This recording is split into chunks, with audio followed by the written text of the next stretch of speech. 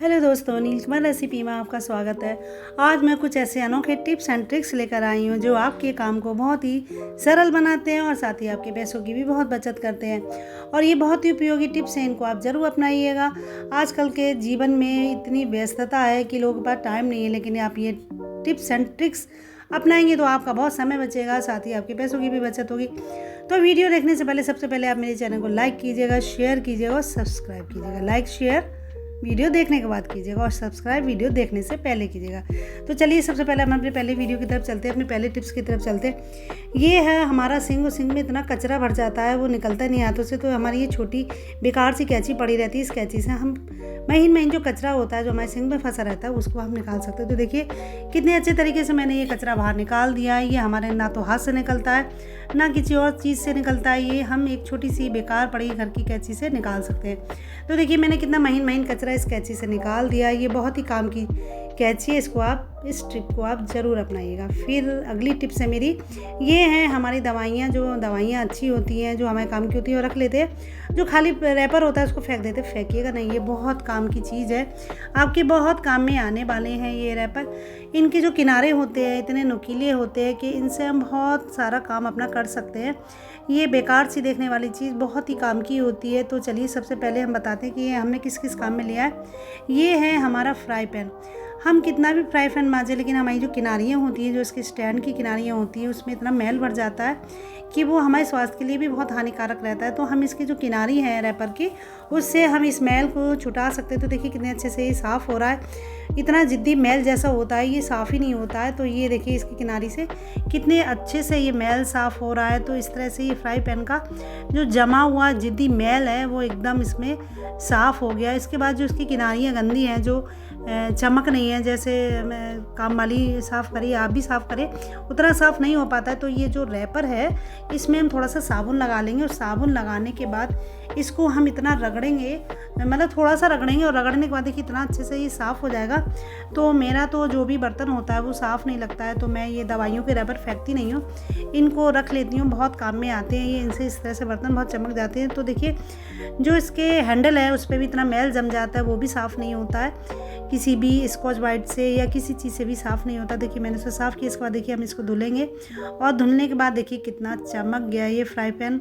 और इसमें जो किनारे का जो मैल था और जो इसके जो हैंडल में मैल जमा हुआ था वो भी पूरा देखिए साफ़ हो गया। तो आपका फ्राई पैन भी इस तरह से चमक जाएगा। आप इन दवाइयों को रैपर को फेंकिएगा नहीं, बहुत ही काम के हैं। देखिए कितना अच्छे से ये फ्राई पैन चमक गया। इसके बाद देखिए हमारी जो किनारियाँ हैं, इसकी जो हैंडल की किनारियाँ हैं वो भी कितने अच्छे से चमक गई हैं। जो मैल होता है ना इतना गंदा सा, वो भी साफ़ हो गया। इसके बाद जो हमारी ये प्लेट है, प्लेट की किनारियों में इतना मैल जम जाता है कि वो जूने से भी साफ़ नहीं होता है। तो वो मैल को भी हम जो दवाइयों के रैपर के जो कोने हैं उसे इस तरह से देखिए रगड़ कर साफ़ करेंगे। तो जो किनारियों का मैल है, जो कटोरियों में, प्लेट्स में, बहुत सारे बर्तनों में मैल जम जाता है, साफ़ ही नहीं होता है, वो जम के एकदम इतना मजबूत हो जाता है कि किसी चीज़ से भी साफ़ नहीं होता है। स्कॉच ब्राइट लाइए, चाहे आप कोई भी जूना इस्तेमाल कीजिए, किसी से भी साफ़ नहीं होता। तो मैंने ये दवाइयों के रैपर के जो कोने हैं उसे साफ़ किया। तो देखिए हमारी प्लेट भी कितनी एकदम चमक गई है और सारे जो किनारे हैं वो भी एकदम साफ़ हो गए हैं। इसके बाद मेरे जो ये गैस के स्विच है ये भी बहुत गंदे हो गए हैं। इसमें इतना चिकटापन, तेल गिरता है ना खाना बनाते समय, पानी गिरता है, उससे जमा हो गया। तो मैं इस स्विच को इसमें निकाल कर इसके कोने से साफ़ करूँगी और साथ ही इसकी जो किनारी है उसको भी मैं इसके कोने से साफ़ करूँगी। तो देखिए पूरा मैल एकदम इतने अच्छे से साफ़ हो गया कि लग ही ना रहा इसमें इतना सारा मैल जमा था। और मैं एक गीले कपड़े से इसको पोंछ दूँगी। तो देखिए कितने अच्छे से इसका जो स्विच था वो साफ़ हो गया। तो इस तरह से आप अपनी गैस के स्विच को या अपने बर्तनों को इतना चमका सकती हैं कि वो आप बिल्कुल नए जैसे लगेंगे। और साथ ही आप कोई भी जहाँ पर किनारियाँ हो, जहाँ पर मैल जमा हो, इससे आप साफ़ कर सकती हैं। बहुत ही काम का उपयोगी टिप्स है ये। इसके बाद है ये हमारा टूटा हुआ कांच का गिलास। जब घर में कांच के बर्तन टूट जाते हैं तो हम उनको अक्सर फेंक देते हैं, क्योंकि वो बहुत हानिकारक होते हैं। हाथ में चोट लगने का डर रहता है। छोटे बच्चों से तो अक्सर ही डर रहता है, क्योंकि वो अपने हाथों में चोट लगा सकते हैं। लेकिन ये बहुत काम में भी आ सकता है। तो ये किस काम में आ सकता है मैं आपको बताती हूँ। तो ये है हमारे घर के पुराने चाकू। देखिए कितना बेकार हो गया, इससे कुछ भी नहीं करता, हाथ में इससे चोट भी नहीं लग रही, क्योंकि इसकी धार जो बिल्कुल बेकार हो गई है। तो मैं इस चाकू से इतनी तेज़ धार करूँगी कि आपको बाज़ार में चाकू पर तेज़ धार कराने की ज़रूरत ही नहीं नहीं पड़ेगी। तो मैंने इस तरह से गिलास लिया है और ये गिलास जो है मोटे कांच का है। पतला कांच तो हाथ में टूटने का डर रहता है, तो मोटे कांच का अगर कोई भी बर्तन हो उसको आप इस्तेमाल कीजिएगा।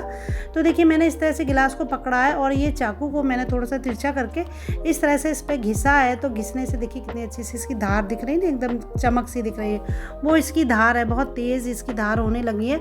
तो देखिए कितना तेज़ ये चाकू हो गया, जो इसका मोथरापन था चाकू का वो सही हो गया है। तो इस तरह से मैं ये दूसरा चाकू है इसको भी मैं इस तरह से इस पर धार रखूँगी। तो देखिए इस तरह से मैंने इसको घिसा है, तो घिसने से इसकी धार बहुत तेज़ हो गई है और इतनी तेज़ हो गई है कि इससे मेरा अंगूठा भी देखिए एकदम से कट गया है।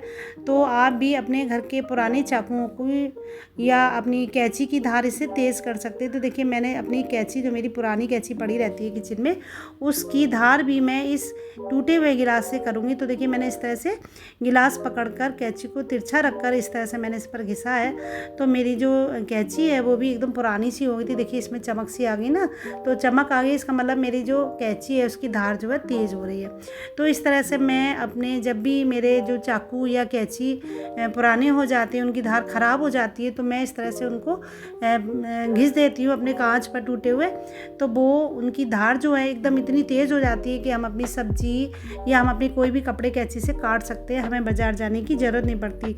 तो ये बहुत ही उपयोगी टिप्स है, इसको आप ज़रूर आजमाइएगा। अगली टिप्स है मेरी ये हैं हमारे उबले हुए आलू। भाई अब आप सोच रहे हैं ये उबले आलू की क्या टिप्स बताएंगे, तो उबले आलू की तो हम सब्ज़ी बनाएंगे, और सब्ज़ी बनाने से पहले चलिए सबसे पहले हम इसको छीलते हैं। तो देखिए मैंने ये सारे आलूओं को छील लिया है। जब हम आलू को छीलते हैं तो हम उनके छिलकों को फेंक देते हैं और आलू की सब्ज़ी बना लेते हैं। तो मैं आलू की तो सब्ज़ी बनाऊंगी लेकिन छिलकों को फेंकूंगी नहीं। ये छिलके ब्यूटी टिप्स में काम आने वाले हैं। तो इन छिलकों का हम क्या उपयोग करेंगे मैं आपको बताती हूँ। ये छिलके हमारे जो हाथ में लकीरें पड़ जाती है या हमारे हाथ एकदम मुरझाए से रहते हैं, उसमें चमक आ जाएगी और हाथ हमारे बहुत सॉफ्ट हो जाएंगे। तो जो हम उबले आलू, जब भी हम अपने आलूओं को उबालें, उन आलूओं से हम अपने हाथों की इस तरह से मसाज कर सकते हैं 3 से 4 मिनट के लिए। तो देखिए मैंने इस तरह से अपने हाथ की इस आलू के छिलकों से मसाज की है। तो कितने अच्छे से इसकी देखिए मैंने मसाज की 4 से 5 मिनट, और मसाज करने के बाद देखिए जो हाथ इस तरह से हो गया। अब इसको मैं धुल लूँगी।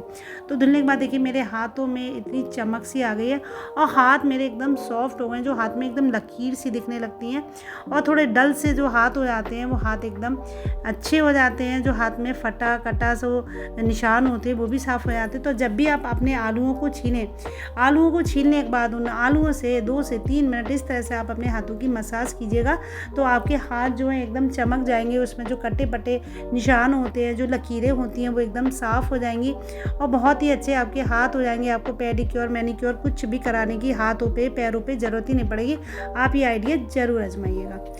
अगला टिप्स है मेरा ये है हमारा चाय का खाली रैपर। इसको हम फेंक देते हैं इस्तेमाल करने के बाद, लेकिन ये भी बहुत काम में आने वाली चीज़ है। आप सोचेंगे इसका हम क्या करेंगे, तो इसका मैं बनाऊंगी कुछ बढ़िया सी चीज़। तो देखिए कैसे बनाती हूँ।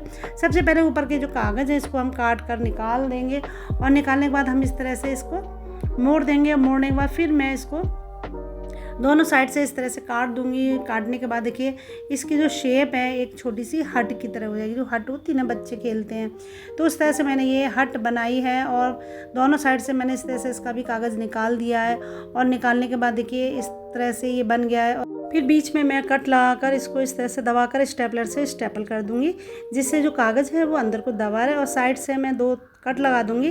तो ये छोटा सा हट की तरह इसकी डिज़ाइन बन जाएगी और ये एक बहुत ही क्यूट सा पेन स्टैंड बन जाएगा।